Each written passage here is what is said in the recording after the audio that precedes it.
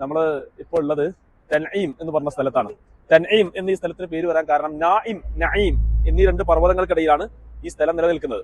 പിൽക്കാലഘട്ടത്തിൽ ഇവിടെ നിർമ്മിക്കപ്പെട്ട പള്ളിയാണ് ആയിഷ പള്ളി എന്ന പേരിൽ സാധാരണ പറയാറുള്ള മസ്ജിദ് ആയിഷ. ആ പള്ളിയുടെ ഭാഗത്താണ് നമ്മളുള്ളത്. ഇവിടെ വലിയൊരു തെറ്റായ ധാരണ പലപ്പോഴും നമുക്ക് കേരളത്തിൽ നിന്ന് വരുന്ന ഹാജിമാർക്കും ഉംറക്കാർക്കും ഉണ്ടാവാറുണ്ട്. അതിൽ പല ആളുകളും ഹറമിൽ വന്നതിന് ശേഷം പിന്നീട് ഉംറ ചെയ്യാൻ വേണ്ടി മീക്കാത്ത് എന്ന രൂപത്തിൽ നമ്മുടെ നാട്ടിൽ നിന്ന് വന്ന ആളുകൾ അഥവാ യാത്രക്കാരായി വന്ന ആളുകൾ ഇവിടെ വന്നിട്ട് ഇഹ്റാമിൽ പ്രവേശിച്ച് പിന്നെ 5, 6, 7 ഉംറക്ക് പലപ്പോഴും ആ ഉംറന്റെ എണ്ണം പറഞ്ഞിട്ടാണ് നമ്മുടെ നാട്ടിൽ ഓരോ ട്രാവൽസുകാർ ഈ അവരുടെ ക്രെഡിറ്റും അതുപോലെ തന്നെ ഓരോ ഗ്രൂപ്പിന്റെ പവറും അതുപോലെ തന്നെ അതിന്റെ സൗകര്യമൊക്കെ കാണിക്കുക ഉംറന്റെ എണ്ണം പറഞ്ഞുകൊണ്ടാണ്. അപ്പൊ സാധാരണ അവർ വരാറുള്ള ഒരു ഭാഗമാണിത്.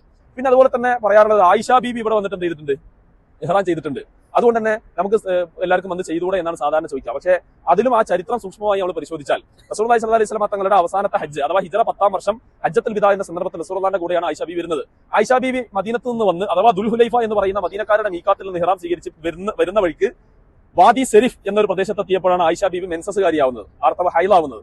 അങ്ങനെ ആയിഷ ബീബിക്ക് ഭയങ്കര പ്രയാസം ഉണ്ടായി. അപ്പൊ റസൂൽ പറഞ്ഞു, ആയിഷ ഈ തവാഫിൽ നിന്ന് എന്ത് ചെയ്യാം, മാറി നിൽക്കുക, ബാക്കി ഹജ്ജിന്റെ കർമ്മങ്ങളെല്ലാം ചെയ്യാം. റസൂൽ ആ വിഷയം പറഞ്ഞു. അവസാനമൊക്കെ കഴിഞ്ഞ് തിരിച്ചു പോകാൻ നേരത്ത് ആയിഷ ബീബി കരയാൻ തുടങ്ങി. റസൂൽനെ മുന്നിൽ നിന്നിട്ട്, റസൂലെ നിങ്ങളൊക്കെ എന്ത് ചെയ്യാണ്, 2 പുണ്യം കൊണ്ടാ പോണത്, അഥവാ നിങ്ങൾ ഉംറയും ഹജ്ജും കൊണ്ടാ പോണത്. ഞാൻ എന്നെ സംബന്ധിച്ചിടത്തോളം എനിക്കതിൽ ഹജ്ജ് മാത്രമേ ഉള്ളൂ, എനിക്ക് കഅബ തവാഫ് ചെയ്യാൻ കഴിഞ്ഞിട്ടില്ല എന്ന് പറഞ്ഞ് കരയാൻ. അത് കരയുന്നത് മസ്ജിദുൽ ഇജാബ എന്ന് പറഞ്ഞൊരു ഭാഗമുണ്ട്. ആ ഒരു ഭാഗമാണ് നമ്മൾ മറ്റേ മസ്ജിദ് ജിന്ന് കഴിഞ്ഞാൽ നേരെ അത് കഴിഞ്ഞാൽ മസ്ജിദുൽ ഇജാബ എന്ന് പറഞ്ഞ ഒരു ഭാഗമാണ്. അവിടെ നിന്നാണ് യഥാർത്ഥത്തിൽ ആയിഷ ബീവിയുടെ ഈ സംഭവം നടക്കുന്നത്. അപ്പോഴാണ് റസൂൽ ആയിഷ ബീവിന്റെ അടുക്ക് വന്നിട്ട് ആയിഷ ബീവിയുടെ സഹോദരനായ അബ്ദുറഹ്മാൻ ബിൻ അബീ ബക്കർ റളിയല്ലാഹു അൻഹു അദ്ദേഹത്തെ എന്ത് ചെയ്യാണ്, നിയോഗിക്കണം. ആയിഷ ബീവിയുടെ കൂടെ ഇവിടേക്ക് വരാൻ ആവശ്യപ്പെടുകയാണ്. അഥവാ ഹറമിന്റെ ഏറ്റവും അടുത്ത പരിധിയായ ഈ ഭാഗത്തേക്ക് തൻഈമിലേക്ക് വന്ന് ഇവിടുന്ന് ഇഹ്റാം പ്രവേശിക്കാൻ വേണ്ടി ആയിഷ ബീവിയോട് ആവശ്യപ്പെടുകയാണ്. ഇവിടെ മനസ്സിലാക്കേണ്ടത് ആയിഷ ബീവിയുടെ കൂടെ അബ്ദുറഹ്മാൻ റളിയല്ലാഹു അൻഹു എന്ത് ചെയ്തിട്ടുണ്ട്, ഇവിടേക്ക് വന്നിട്ടുണ്ട്. പക്ഷെ ആയിഷ ബീവി മാത്രമേ ഇഹ്റാമിൽ പ്രവേശിച്ചിട്ടുള്ളൂ. അപ്പൊ ഇവിടുന്ന് എല്ലാവർക്കും ഇഹ്റാം ചെയ്യാമായിരുന്നുവെങ്കിൽ ആരും ചെയ്യണമായിരുന്നു ഇഹ്റാം?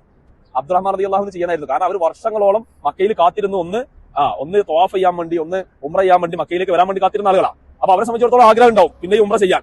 പക്ഷേ അങ്ങനെ ഒരു മാതൃക റസൂലുള്ളാഹി പഠിപ്പിക്കാത്തതുകൊണ്ട് തന്നെ ഇവിടെ വരെ വന്ന അബ്ദുറഹ്മാൻ റളിയല്ലാഹു അൻഹു എന്ത് ചെയ്തില്ല, ഇഹ്റാം ചെയ്തില്ല. ആയിഷ ബീവി മാത്രം ഇഹ്റാം ചെയ്തത്. ആയിഷ ബീവിന്റെ പിന്നാലെയാണ് പിന്നെ അബ്ദുറഹ്മാൻ റളിയല്ലാഹു അൻഹു ചെന്നിട്ടാണ് എല്ലാം പിന്നെ ചെയ്ത് പിന്നെ തിരിച്ച് അതേ ഭാഗത്തേക്ക് ചെല്ലുന്നത്. മാത്രമല്ല റസൂലുണ്ട് ഇവിടെ വളരെ കുറച്ച് മാത്രമേ ഉള്ളൂ ഈ പറഞ്ഞ മസ്ജിദുൽ ഇജാബ എന്ന് പറഞ്ഞ സ്ഥലത്തേക്കുള്ള ദൂരം. അവിടെ റസൂലുണ്ട്, ആയിരക്കണക്കിന് വരുന്ന സ്വഹാബത്തൊക്കെ അവിടെ ഉണ്ട്. അവർക്കും ആഗ്രഹമുണ്ട് അല്ലെ, ഉംറ ആഗ്രഹം ഇല്ലാത്ത ആൾക്കാരാ, അവർക്കും വേണമെങ്കിൽ ഇവിടെ വരെയിരുന്നു, ഇവിടുന്ന് ഇഹ്റാം ചെയ്യായിരുന്നു, പിന്നെയും പോയി ഉംറ ചെയ്യുന്നു. പക്ഷെ അവരാരും അത് ചെയ്തിട്ടില്ല.